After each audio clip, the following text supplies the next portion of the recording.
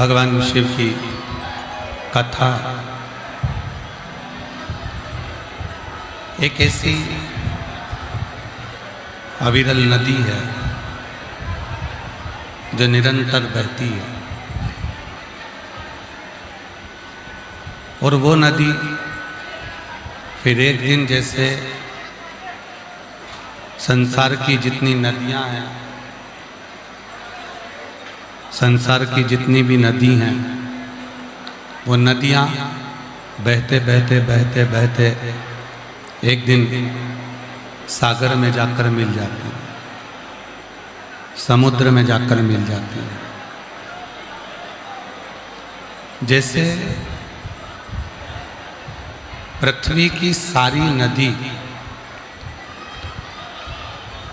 आड़ी टेढ़ी जैसी भी बहती है और बहते बहते एक दिन सागर में जाकर समुद्र में जाकर मिल जाती है, वैसे ही संसार का कैसा भी मानव, संसार का कैसा भी मनुष्य, वो संसार का मानव, वो संसार का मनुष्य, चाहे वो किसी को भी भजे, किसी भी देवता का स्मरण करे, पर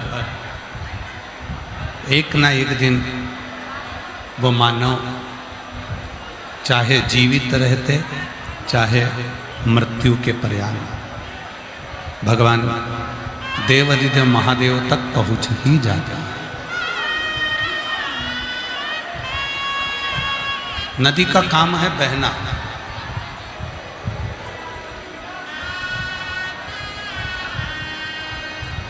और वो नदी जो बहती जाती है बहती जाती है बहती जाती है, एक दिन सागर तक समुद्र तक पहुंच जाती है।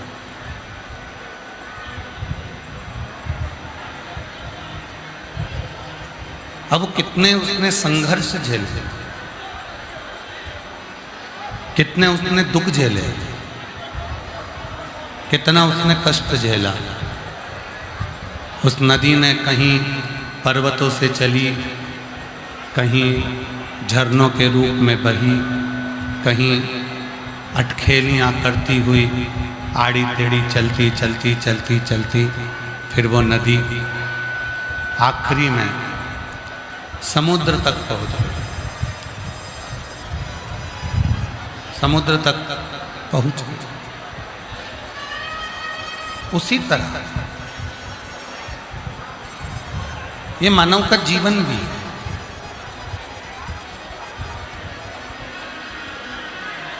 ये मनुष्य का जीवन भी है। ये मानव का जीवन, ये मनुष्य का जीवन ऐसे ही अटखेलियां करता करता, सुख दुख भोगता भोगता भोगता भोगता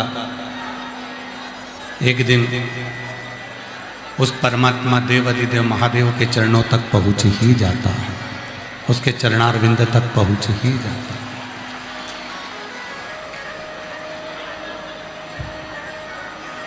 कल अपने कथा श्रवण कर रहे थे धुंधुरमुख की, पशुपति नाथ की।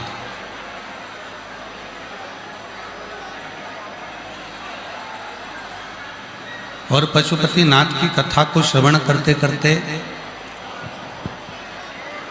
आप और हम धुंधुमुख की कथा को श्रवण कर रहे थे, जिसका बेटा हो गया था धुंधुमुख।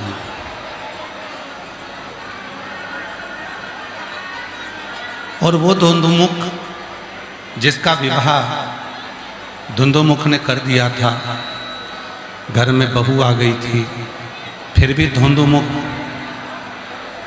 किसी पर स्त्री का संग पकड़ लेता है।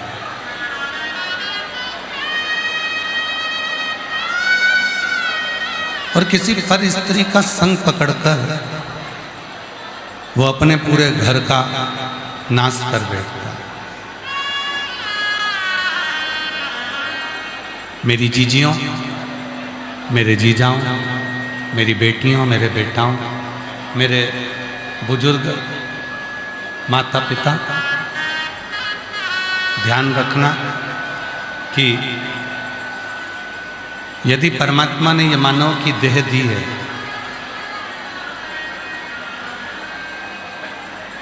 यदि परमात्मा ने ये मानव का शरीर दिया है, तो इस शरीर को प्राप्त करने के बाद में हमसे अच्छे लोग भी जुड़ेंगे और बेकार लोग भी जुड़ेंगे। कुछ अच्छे भी अपनी संगत में आएंगे और कुछ बेकार भी अपनी संगत में आएंगे।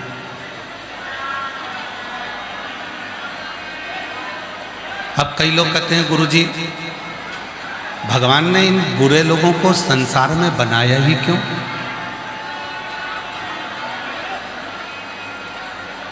भगवान को बनाना था तो सब अच्छे अच्छे लोग बना देते, फिर संसार में बुरे लोगों को क्यों बनाया गया? बुरे लोगों को बनाने का कारण क्या था? जैसे आपके मन में प्रश्न आता है कि भगवान ने सब अच्छे लोगों को क्यों नहीं बनाया, भगवान ने बुरे लोगों को भी क्यों बना दिया? उसी तरह माँ पार्वती जी ने भी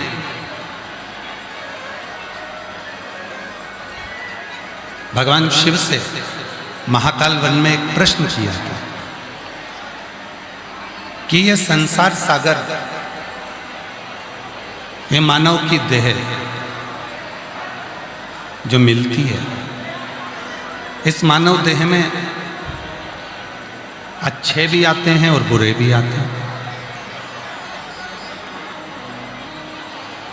और व्यक्ति को सबका सामना करना पड़ता है। अच्छे लोगों का सामना भी व्यक्ति करता है और बुरे लोगों का सामना भी व्यक्ति करता है। पर जो अच्छा होता है, अगर वो अपनी अच्छाइयों पर चलता रहता है तो जितने भी बुरे लोग उसके साथ में आते हैं वो एक ना एक दिन दूर हटते चले जाते हैं। और जो बुरा व्यक्ति होता है उसके पास में अगर कोई अच्छा व्यक्ति पहुंच भी जाता है तो वो बुरा उस अच्छे को संग पकड़कर बुरा बनाने का प्रयास करता है। पर यदि उस अच्छे व्यक्ति का किया गया सत्संग, उस अच्छे व्यक्ति का किया गया अच्छा कर्म प्रबल होता है तो वो बुरे को भी एक दिन अच्छा बनाकर रख देता है, वो बुरे को भी श्रेष्ठ।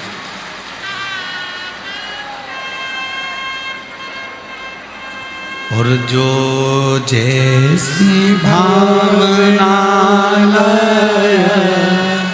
मेरी जीजियों, आज कथा का छठा दिवस है। रांची के पानी और आंधी का भरोसा नहीं रहता, इसलिए जितनी भी मेरी जीजी और जितने मेरे जीजा और जितनी मेरी बेटियां और बेटा बैठे हैं, बहुत दूर दूर से आप लोग आए हो।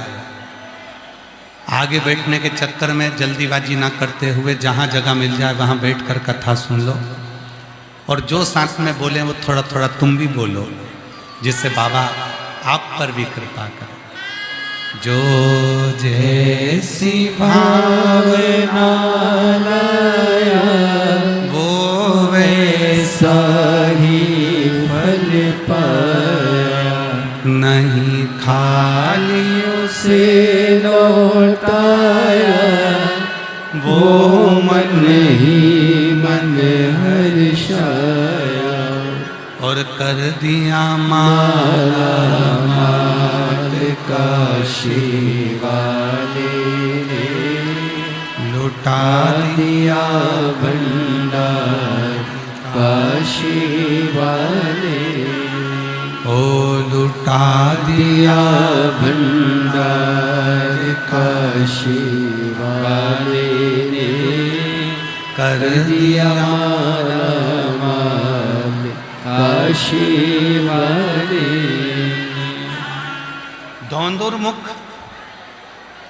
अपने कर्म से वंचित हो गए। एक ब्राह्मण का कर्म होता है शास्त्र पढ़ना, शास्त्र सुनना। एक वैश्य का कर्म होता है धन एकत्रित करना। एक क्षत्रिय का कर्म होता है सबकी रक्षा करना। एक शूद्र का कर्म होता है भगवत भजन करते हुए सेवा में तल्लीन रहना, तत्पर। पर धुंधुरमुख ब्राह्मण होकर भी उसने अपना कर्म नहीं किया।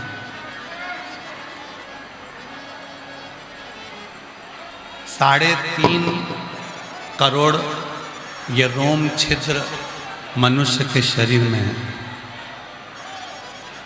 संसार के जितने मनुष्य हैं सबके शरीर में ये जितने रोम हैं, ये 3.5 करोड़ रोम छिद्र मनुष्य के शरीर में है। 21,600 श्वास रोज प्रतिदिन निकलती है। ऐसा कोई दिन नहीं जाता जिस दिन आपकी 21,600 श्वास नहीं निकलती। 21,600 श्वास रोज मनुष्य की निकलती। और ये 3.5 करोड़ रोम छिद्र जो मानव को दिए हैं, किस लिए दिए, किस लिए प्रदान किए, क्यों दिए? गरुड़ पुराण में कहा गया, गरुड़ पुराण में वर्णन किया गया कि ये 3.5 करोड़ रोम छिद्र अपने मुख से 3.5 करोड़ बार भगवान का नाम लेने के लिए दिया गया। पूरे रांची में ढूंढ लो, पूरे झारखंड में ढूंढ लो, पूरे मध्य प्रदेश में ढूंढ लो, और चाहे तो पूरे भारत में ढूंढ लो, और भारत के बाहर भी जाकर ढूंढ लो, कोई नहीं मिलेगा जो एक दिन में 3.5 करोड़ बार भगवान का नाम लेता हो। कोई नहीं मिलेगा। एक दिन में जो 3.5 करोड़ बार भगवान का नाम लेता हो, ऐसा संसार में मिलना कठिन है।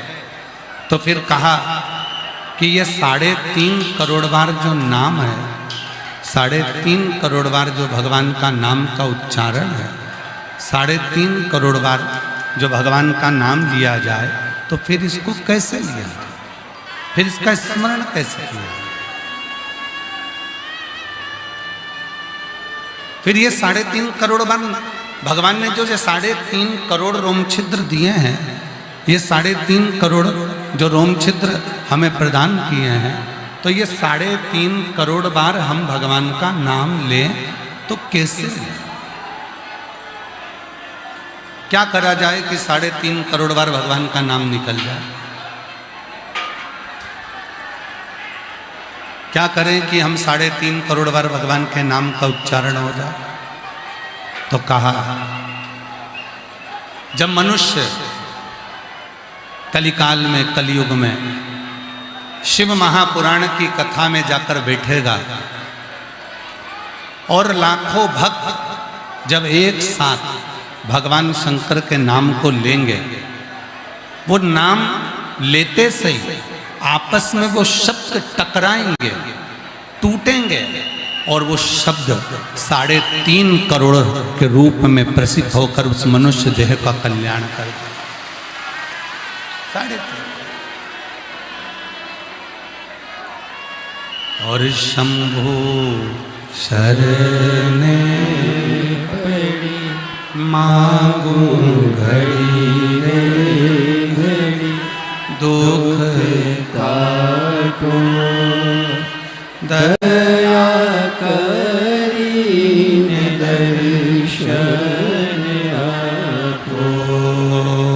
शंभु शरणे पड़ी मांगो घड़ी रे घड़ी, दुख काटो दया करीने दर्शन आपो। अब आप कितनी संख्या में बैठे हो?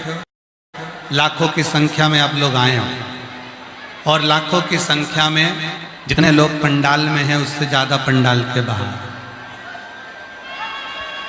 कई लोग रोड पर बैठे, कई लोग जहाँ जहाँ लोगों को जगह मिली वहाँ बैठे। अब जरा विचार करिएगा, मान लो आप 2 लाख, 4 लाख, 5 लाख, 6 लाख, 8 लाख, आज की स्थिति देखकर तो ऐसा लग रहा है कि 7 से 8 लाख शिव भक्त रांची की कथा में पहुंचे। अब आप लोग इतनी संख्या में आए हो और एक साथ मिलकर जब अपन श्री शिवाय नमस्तुभ्यम कहते हैं,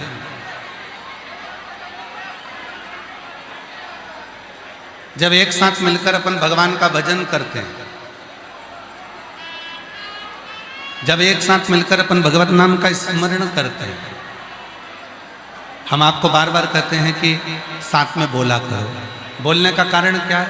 साथ में बोलेंगे तो वो शब्द निकलेगा, निकलेगा तो वो एक दूसरे से टकराएगा, टकराएगा तो वो हमारे 3.5 करोड़ रोम छिद्र में समाहित होता चला, समाहित होता। श्री शिवाय नमस्तुभ्यं, श्री शिवाय नमस्तुभ्यं, श्री शिवाय नमस्तुभ्यं, श्री शिवाय नमस्तुभ्यं।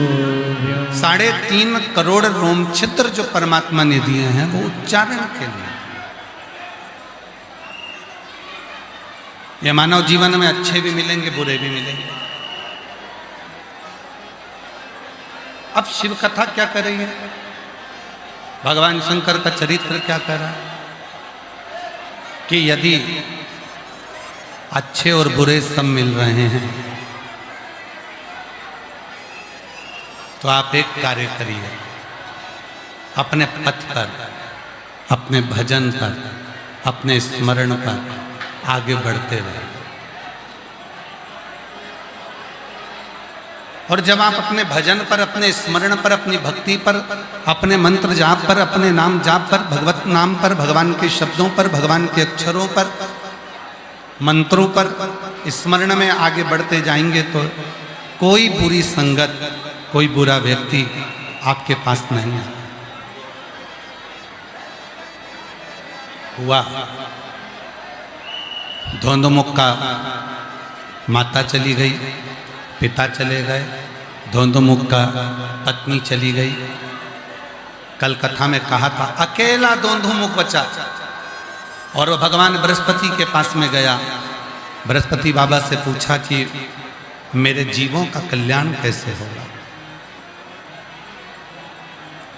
मेरे पितरों का कल्याण कैसे होगा, मेरे पूर्वजों का कल्याण कैसे होगा। बृहस्पति बाबा ने कहा शिव जी का एक व्रत ऐसा है, पशुपति व्रत, जिस व्रत को करने के बाद जो मनुष्य करता है, जो स्त्री करती है, जो गंधर्व करता है, जो पशु करता है, जो पक्षी करता है, जो मानव करता है, जो देवता करता है, वो पशुपति व्रत एक ऐसा व्रत है जिस व्रत को करने वाला व्यक्ति स्वयं अपनी जिंदगी में वैभव, सुख, धन, संपदा और अपने जीवन के सारे दुखों को समाप्त कर कर एक दिन खुश होकर अपनी जिंदगी को जीना प्रारंभ करता है।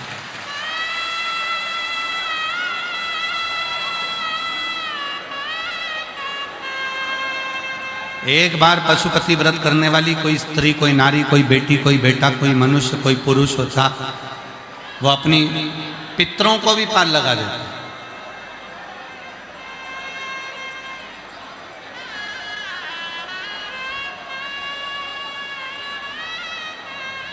एक पशुपति व्रत का इतना प्रभाव पड़ता है। और देखो पशुपति व्रत की महिमा, एक पत्र अच्छा है।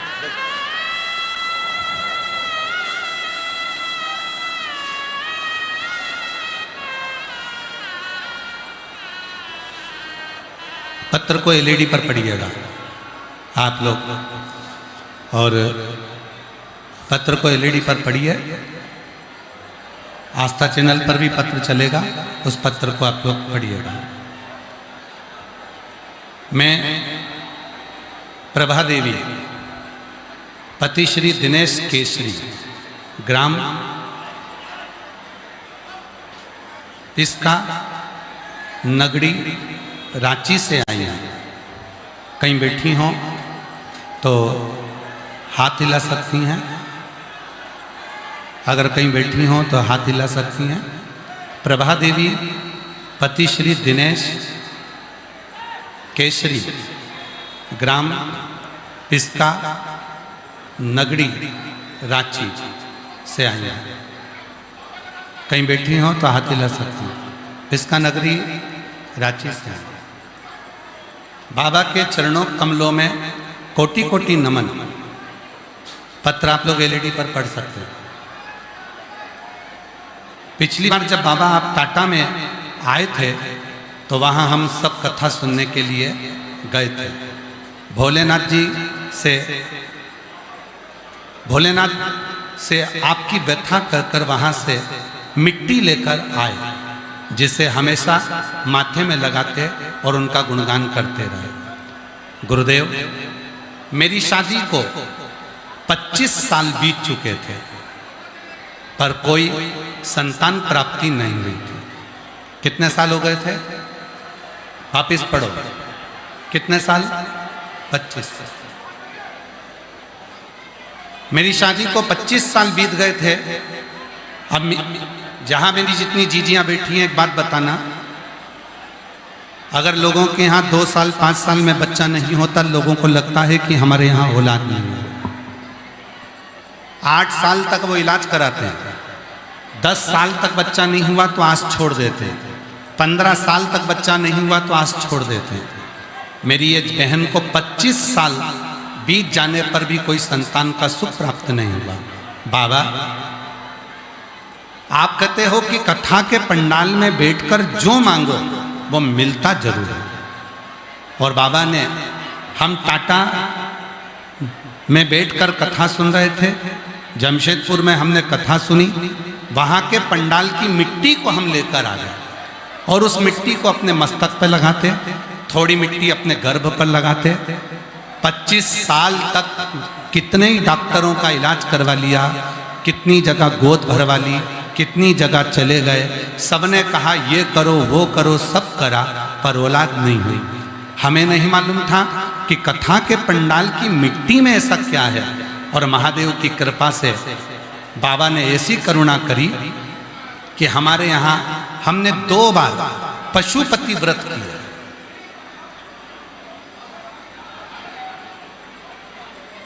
दो बार पशुपति व्रत किया, 2 बार सफेद आंकड़े की जड़ का प्रयोग करा।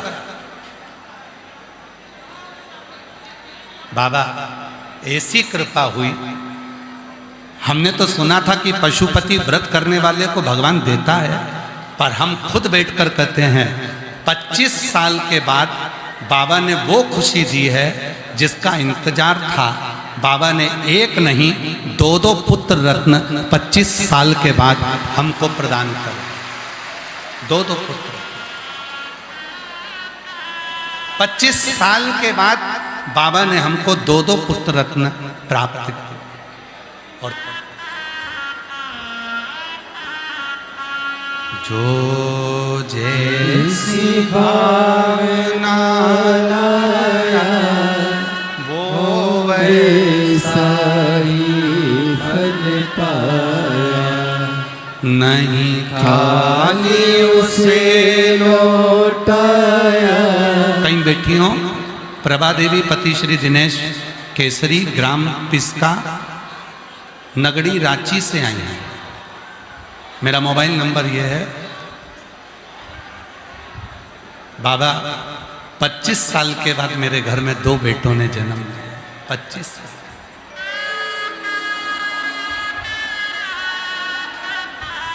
आप आए हो बाबा को विनय करने के लिए, आप आए हो बाबा से विनती करने के लिए, आप आए हो बाबा को अपने मन की बात कहने के लिए। यहाँ पर भीड़ बढ़ाने के लिए बिल्कुल मत आओ।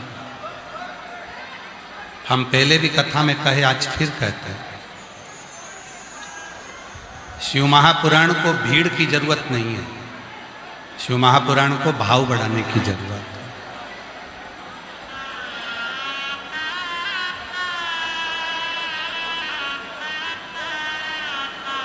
3 घंटे की कथा मिलती है, उसमें से भी केवल 2.5 घंटा हम यहाँ व्यासपीठ से बोलते हैं, और वो 2.5 घंटे में से आप कितना उस भोले बाबा से जुड़ते हो, शिव जी को अपने मन की बात कहते हो, वो आपके ऊपर निर्भर करता है।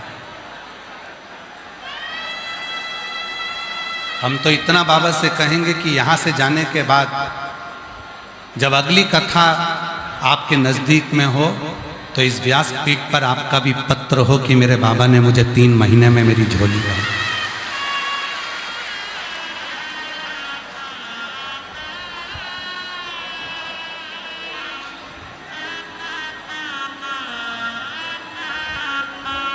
क्यों घबराऊं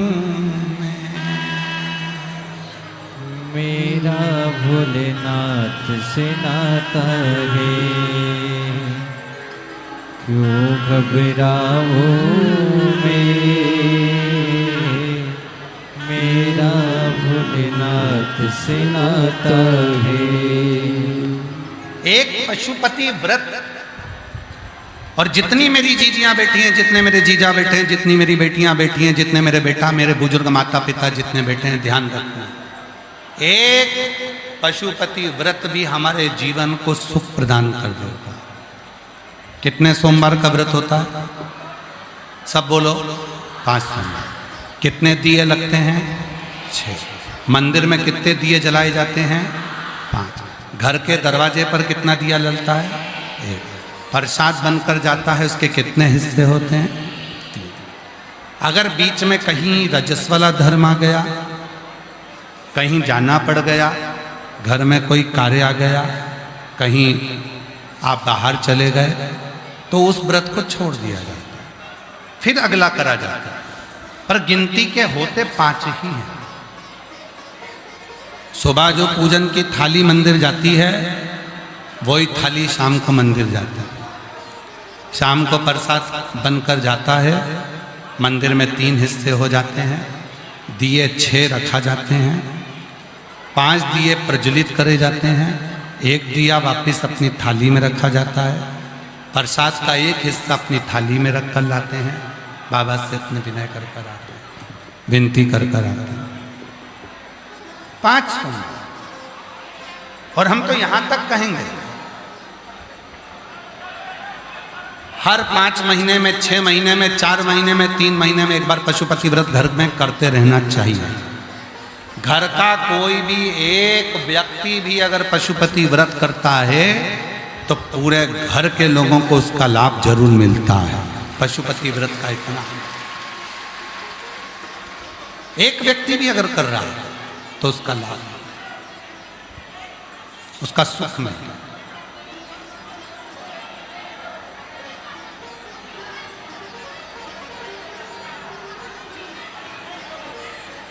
पहला व्रत पशुपतिनाथ का जब करा जाता है, पहला सोमवार,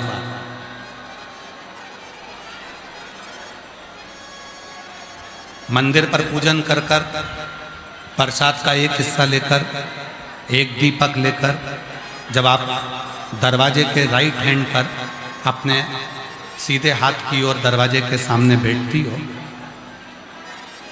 दीपक को जलाते समय जिस कामना से आपने पशुपति व्रत किया है, उस कामना को अपने हृदय से बोलना चाहिए।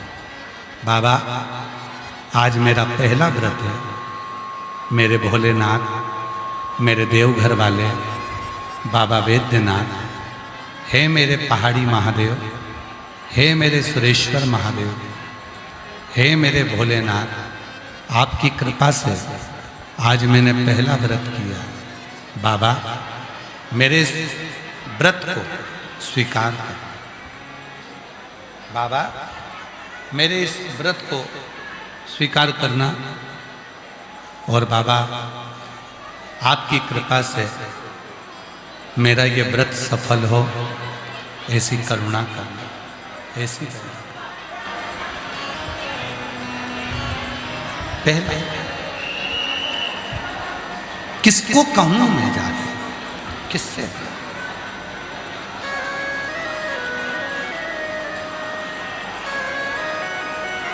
स्कंद पुराण में काशी खंड में लिखा है, लिंग पुराण में स्पष्ट लिखा है, शिव महापुराण में वर्णन किया गया कि दुनिया के सारे पापियों को इकट्ठा करो और प्रसिद्ध प्रसिद्ध पापियों की पूरी पाप को एक जगह पर इकट्ठा करो।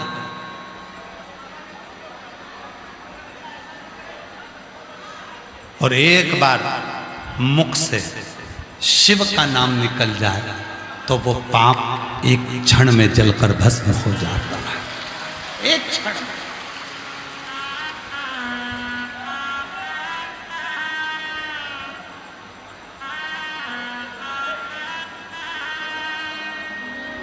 दुनिया के सारे पापियों के पाप को अगर एकत्रित करा जाए और मुख से श्री शिवाय नमस्तुभ्यम कहा।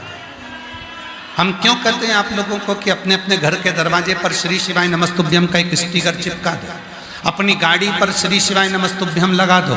श्री शिवाय नमस्तुभ्यम शिव महापुराण की विद्धेश्वर संहिता में लिखा है, ये वो मंत्र है जिस मंत्र का केवल उच्चारण करने पर, केवल उच्चारण करने पर अपनी 71 पीढ़ी में भी अगर किसी ने कोई भूल से भी पाप करा होता है तो वो नष्ट हो जाता है।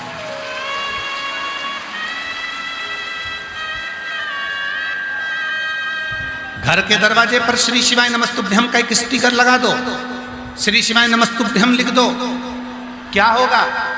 लोग कहते हैं, वास्तुशास्त्री कहते हैं यहाँ से जीनी को तोड़ो, कोई कहता है यहाँ बाथरूम को तोड़ो, कोई कहता है रसोई घर तोड़ो, कोई कहता है ये दरवाजा तोड़ो, कोई कहता है वो दरवाजा तोड़ो। शिव महापुराण की कथा में कहा गया, एक बार मुख पर अगर कोई दरवाजे के बाहर भी खड़ा हो गया और उसने श्री शिवाय नमस्तुभ्यम को पढ़ लिया, जो अंदर आ रहा है उसके आने से ही हमारा वास्तु दोष पूरा समाप्त हो जाता है। एक श्री शिवाय नमस्तुभ्यम वो मंत्र है, श्री शिवाय नमस्तुभ्यम वो ऊर्जा है, श्री शिवाय नमस्तुभ्यम वो बल है, श्री शिवाय नमस्तुभ्यम वो एक ऊर्जा है जिसके पाने से, जिसके बोलने से, जिसकी सम्मुखता से, जिसके सामने होने से हमारे जीवन के सारे संचित पाप नष्ट हो जाए। एक पत्र है, अच्छा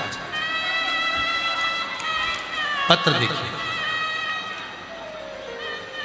जिनके पत्र पढ़े जा रहे हैं अगर वो आए हैं तो आते जाएं, अपना बेलपत्र लेकर जाएं। मेरा नाम राधिका है, मैं फुसरो जिला बोकारो झारखंड से हूँ। मेरा नाम राधिका है, कहीं बैठी हो राधिका जी। मैं फुसरो जिला बोकारो झारखंड से हूँ। मेरा मोबाइल नंबर ये है। गुरुजी, मैं आपसे 2022 से जुड़ी हूँ। गुरुदेव, मेरी बेटी की किडनी 2022 में दोनों किडनी खराब हो गई थी, उसका प्रोटीन बनना बंद हो गया था और बहुत ज़्यादा तकलीफ में आ गए थे। धीरे धीरे बेटी की हालत इतनी खराब हो गई कि मेरी बेटी का पूरा शरीर नीला पड़ गया था। उसे वेंटिलेटर पर डाल दिया गया। डॉक्टर ने भी जवाब दे दिया कि इसका शरीर बेकार हो चुका है, किडनियाँ काम नहीं कर रही हैं, थोड़े दिन ये जिए। इतनी हालत बेकार हो गई कि हम कह नहीं सकते। तब उसकी हालत देखने के लिए पड़ोस की एक दीदी यहाँ मिलने आई। उन्होंने कहा टीवी पर गुरुजी की शिव महापुराण की कथा आती है, उसे देखिए, गुरुजी उपाय बताते हैं, बाबा पे भरोसा रखना। मैं आपकी कथा सुनने लगी और आपकी बातों पर भरोसा कर कर 1 लोटा जल बाबा को चढ़ाने लगी। बाबा को 1 लोटा जल चढ़ाया। रोज अस्पताल में बेटी को बाबा को चढ़ाया हुआ जल पिलाने लगी। वो तो वेंटिलेटर पर थी, उसकी सांस नहीं थी। डॉक्टर के हिसाब से वो थोड़े दिन की ही मेहमान थी, पर बाबा ने ऐसी कृपा कर दी, उसके मुख पर जैसे ही शिव जी के चढ़े हुए जल को लगाया, बाबा मेरी बेटी को होश आना प्रारंभ हुआ और धीरे धीरे उसको वेंटिलेटर से हटा दिया गया। आज बाबा की कृपा से मेरी बेटी स्वस्थ है और रोज बाबा को 1 लोटा जल चढ़ाती है, स्कूल जाती है। और बाबा एक बात कहूँ, आज मेरी बेटी की दोनों किडनियां काम करना प्रारंभ कर दी। ये शिव की उदाहरण। एक लाइन नीचे लिखी है, इस लाइन को आप और हम सब गुनगुनाएंगे। पहले आप पढ़ो और पढ़कर आप बोलोगे, फिर हम बोलेंगे, ठीक है साथ में। जो दिल से वो दिल से दे देगा, मेरा भोला भंडारी है, खाली झोली भर दे। मस्तक पे चंदा है, उजियारा कर देगा। मस्तक पे चंदा है, उजियारा कर देगा। मेरा भोला भंडारी है, खाली झोली भर देगा।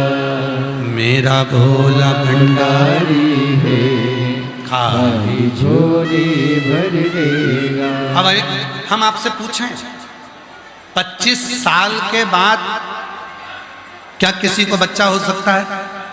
विचार करिएगा जरा। शादी के जिसके 25 साल हो गए तो उसकी उम्र भी तो हुई होगी 45-50 के करीब में। क्या उसको बच्चा हो सकता है? इसमें सीहोर वाले महाराज, आप कहो कि किडनी सीहोर वाले बाबा ने सही कर दी? ना ना ना, सीहोर वाला बाबा अपने आप को सही नहीं कर पाता तो तुमको क्या खाक सही करेगा? सीहोर वाले बाबा ने कुछ नहीं करा, सीहोर वाले महाराज ने कुछ नहीं करा। जो कुछ करा, तुम्हारा 1 लोटा जल सारी समस्या का हल। तुम्हारे 1 लोटे जल ने सब कुछ कर दिया। तुम्हारा विश्वास, तुम्हारी भक्ति, तुम्हारी दृढ़ता, तुम्हारा भरोसा, और जिस दिन ये भरोसा दृढ़ होता है उस दिन तुम्हारा दुख मेरे भोलेनाथ का होता है और वो दुख समाप्त हो ही जाता है।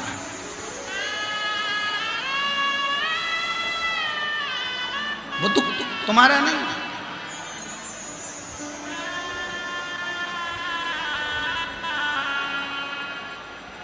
उपवास का मतलब मालूम है आपको? जम के तो बोलो। उपवास का मतलब मालूम है? आप जो व्रत करते हैं उसका एक नाम है उपवास।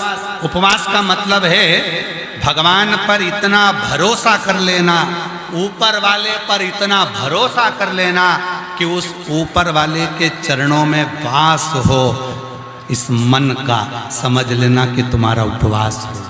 उस पर विश्वास, उस पर भरोसा, उस पर दृढ़ता, उस पर तुम्हारा पूर्ण भरोसा, उस पर तुम्हारा पूर्ण चित्त, उस पर पूर्ण तुम्हारा विश्वास। तुम जो 1 लोटा जल चढ़ाने के लिए शंकर जी के मंदिर जाती हो, तुम जो 1 लोटा जल चढ़ाने के लिए शंकर के मंदिर में पहुंचते हो, जल चढ़ाते समय तुम्हारा भरोसा इतना दृढ़ होना चाहिए कि मेरा दुख आज मेरा बाबा काट कर रहेगा तो मेरा शंभू तुम्हारा दुख काट कर ही रहेगा। काट कर।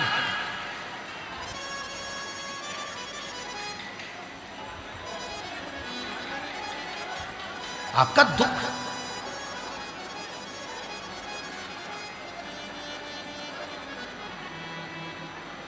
शिव की से।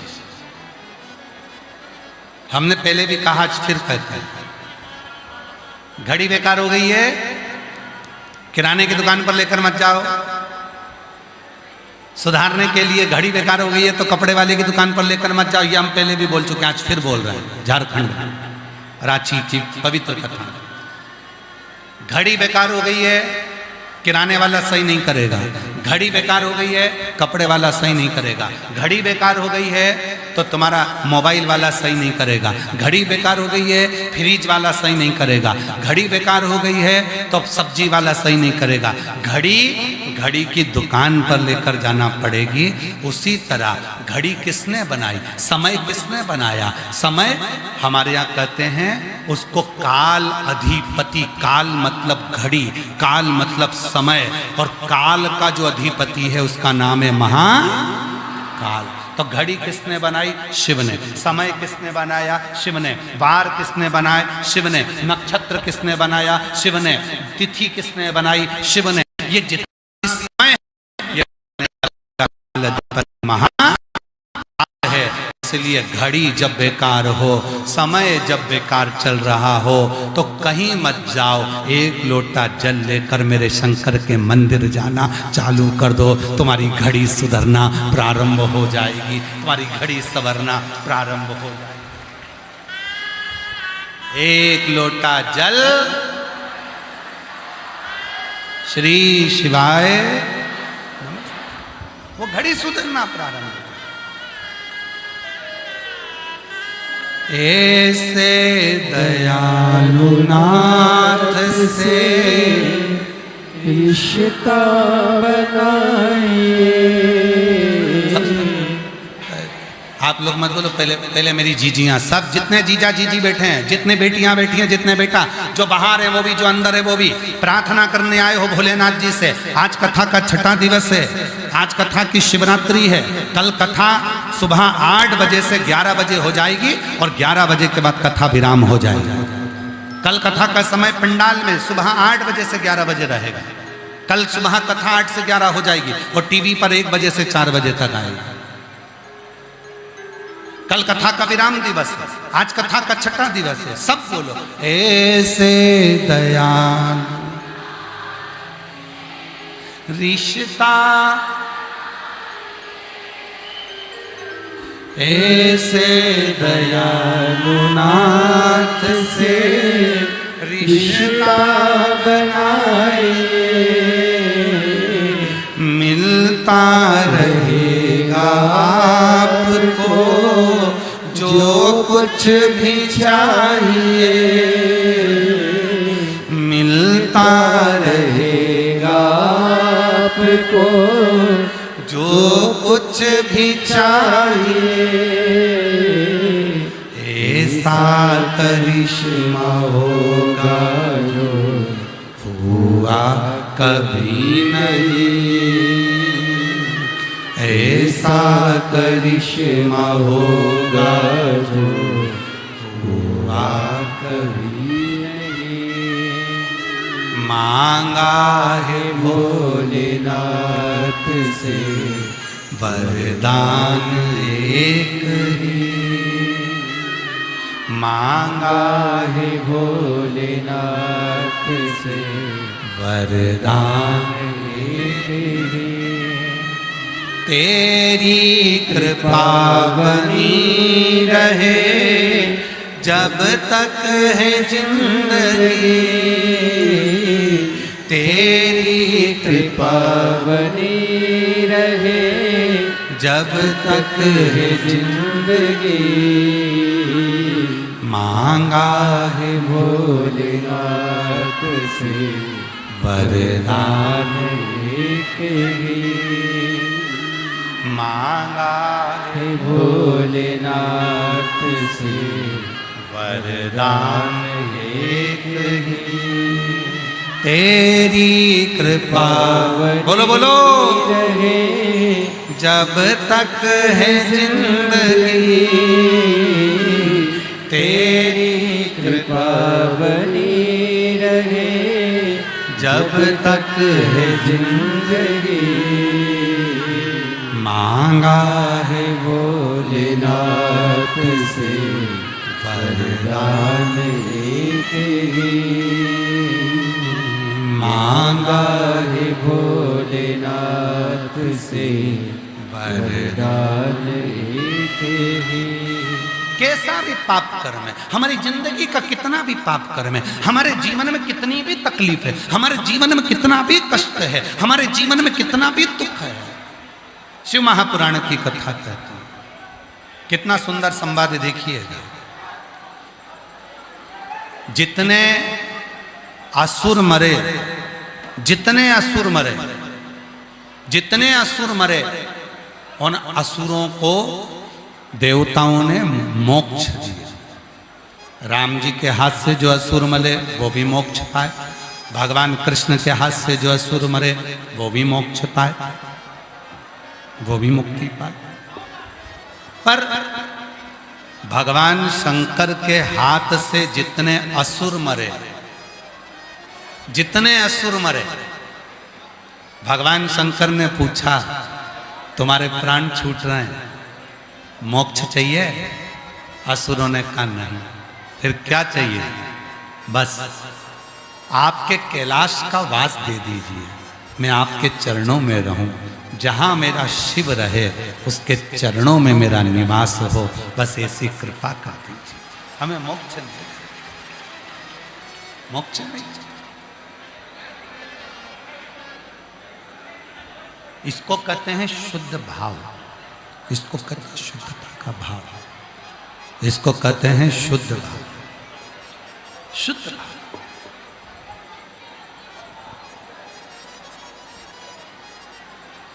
आज के समय में बहुत कुछ सुनने को मिलता है। लोग कह देते अरे वो बाबा बहुत सिद्ध है, खूब चर्चा चलती है।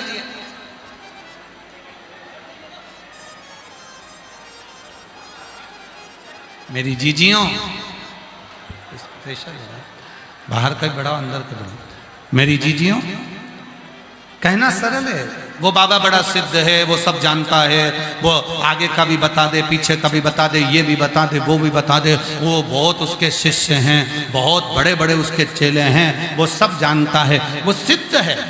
फिर कहा एक पहाड़ पर वो बाबा रहता है, वो सिद्ध है। फिर कहा एक वो वहां रहता है, वो सिद्ध है। पर शिव महापुराण की कथा कहती है सिद्ध होना सरल है, पर शुद्ध होना कठिन है। सिद्ध होना सरल है,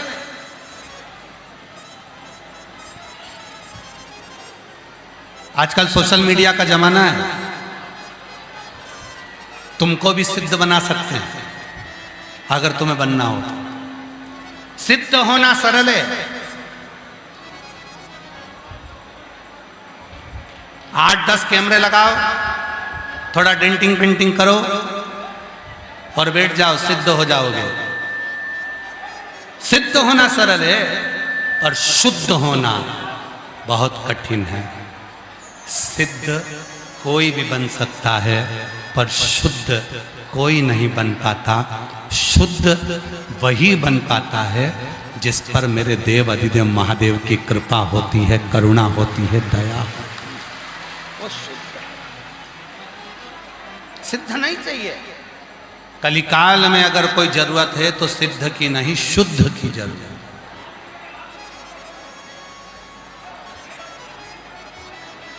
शुद्ध की। आज के जमाने में कहना पड़ता है सिद्ध पुरुष है। जितनी बुजुर्ग माताएं बैठी हैं, जो 60-70 साल की बुजुर्ग माता बैठी हैं, मैं उनके हाथ जोड़कर निवेदन कर कर कहता हूं कि आप अपने पुराने समय को याद करो, पुराने समय का स्मरण करो। कभी भी हमारे भारत देश में घी को शुद्ध लगाने की जरूरत नहीं पड़ती थी। बोल लगाने की जरूरत पड़ती थी? बस कहा जाता था घी लेकर आओ, अंदर जाते थे, घी का भगोना लेकर आते थे, यज्ञ चालू हो जाता था। आज के जमाने में ट्रेक लगाना पड़ता है। शुद्ध घी मतलब नकली बहुत चल रहा है, इसलिए शुद्ध लिखना पड़ रहा है। प्योर कॉटन मतलब प्योर कॉटन लिखना पड़ रहा है, मतलब नकली चल रहा है। शुद्ध दूध, दूध की थैली पर भी लिखा होता है शुद्ध दूध, मतलब दूध भी नकली चल रहा है।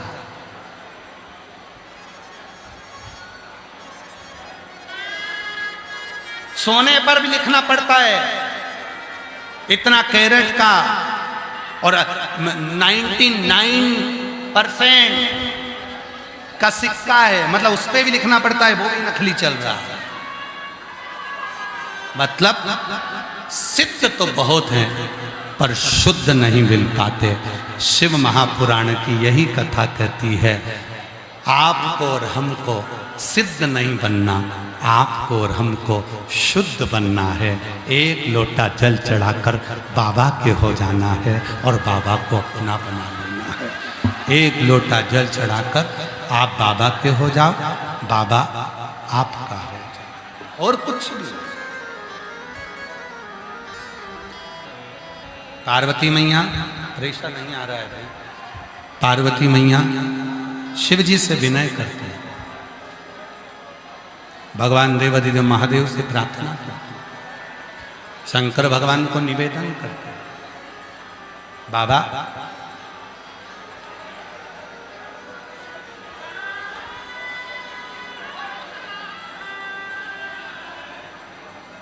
ये संसार की जितनी नदियां बहती हैं ये सब समुद्र में, सागर में जाकर मिलती हैं। क्या कोई मनुष्य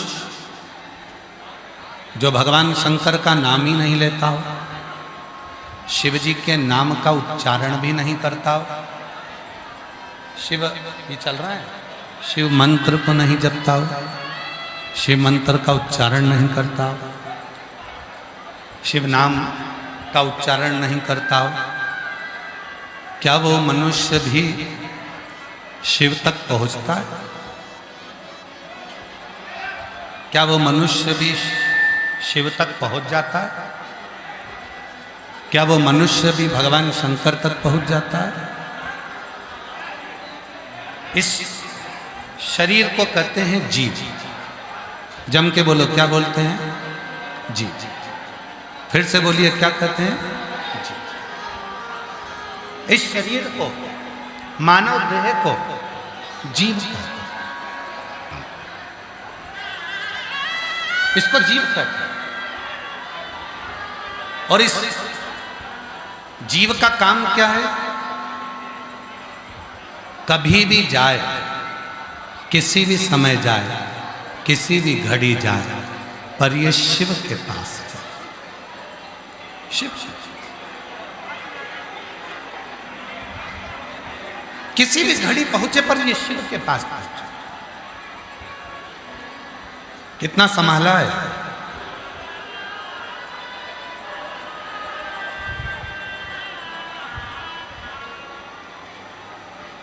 कितना संभाला।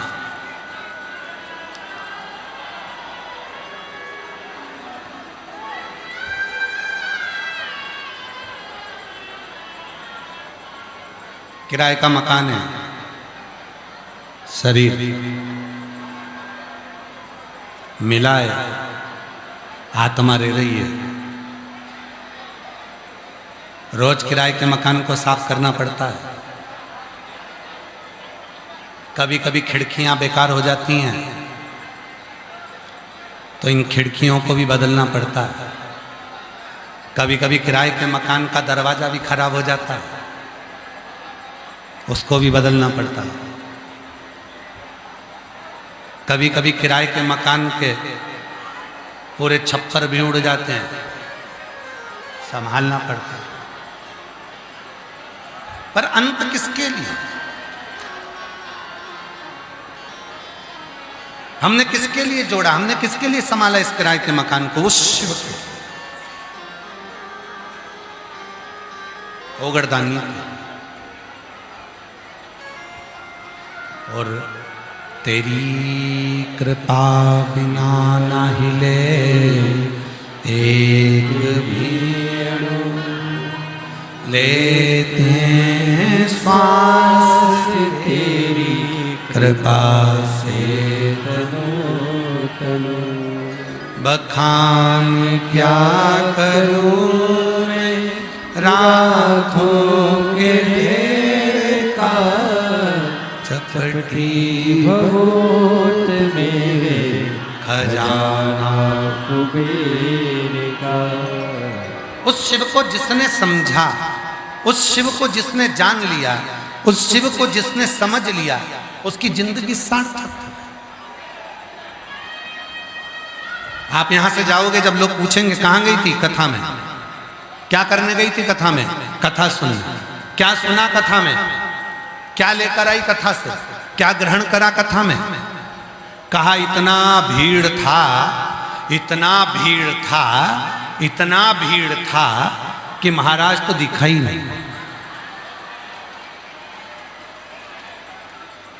फिर कथा में गई क्यों? जब महाराज ही नहीं दिखा तो कथा में गई क्यों थी?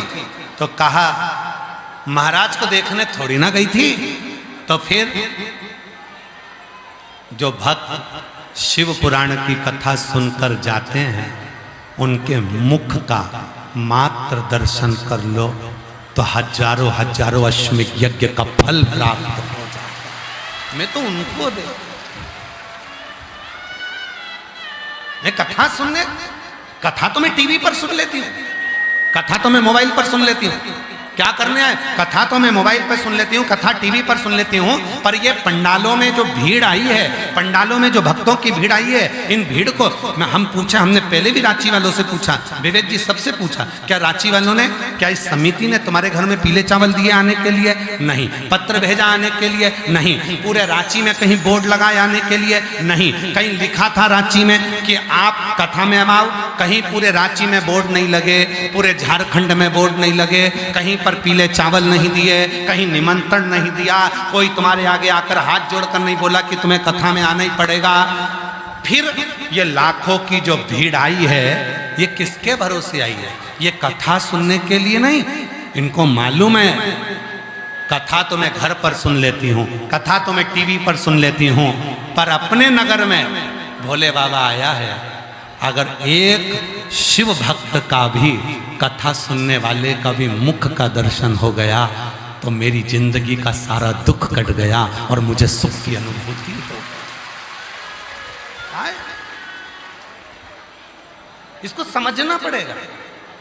आज का समय लोग समझते कुछ हैं और बताते, जैसे एक पति बीमार पड़ गया, एक पति बीमार पड़ा तो पत्नी उसको डॉक्टर साहब को दिखा दिखा के परेशान हो गई, तो अब की बात आयुर्वेदिक डॉक्टर के पास ले गई। डॉक्टर साहब को दिखाया, डॉक्टर साहब मेरा पति का घुटना दुखता है, कमर दुखती है, पैर दुखता है। डॉक्टर साहब ने देख लिया, पत्नी से कहा देखो हमने तुम्हारे पति को चेकअप कर लिया है, देख लिया है, हम ये दवा दे रहे हैं, पति को कूट कूट के देना। हम ये दवा दे रहे हैं, पति को कूट कूट के देना। पत्नी ने दवा ली, घर पहुंच गई, पति को जितनी बार दवा देती थी उतनी बार कूटती थी।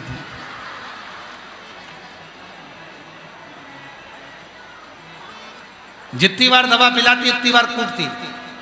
पति कहता कि मुझे क्यों कूट रही है? पत्नी कहती तुमको मालूम नहीं है, डॉक्टर साहब ने कहा था दवा जब दो पति को कूट कूट के देना। पति बोला मुझे कूटने को नहीं बोला था, दवा को कूटने को बोला था।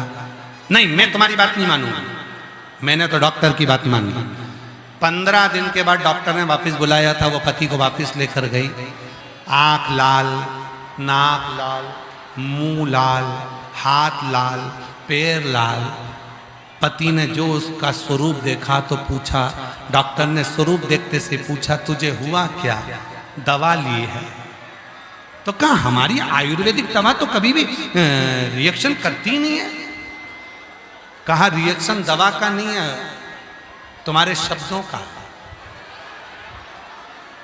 ये दवा का रिएक्शन नहीं है, ये तुम्हारे शब्दों का रिएक्शन। हमारे शब्दों का? हाँ, हमारे शब्दों ने क्या रिएक्शन करा? आपने क्या बोला था? हमने आपकी पत्नी को बोला था कि ये दवा ले जाओ, पति को कूट कूट के देना। बस उसने वही सुना, दवा को तो नहीं कूटी, मुझे कूटा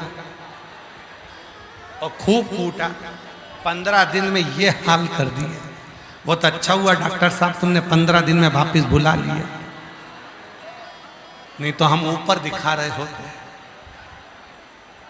ये तो आपने करुणा करी, आपने दया करी। महाराज समझना कठिन है, बहुत कठिन है समझना।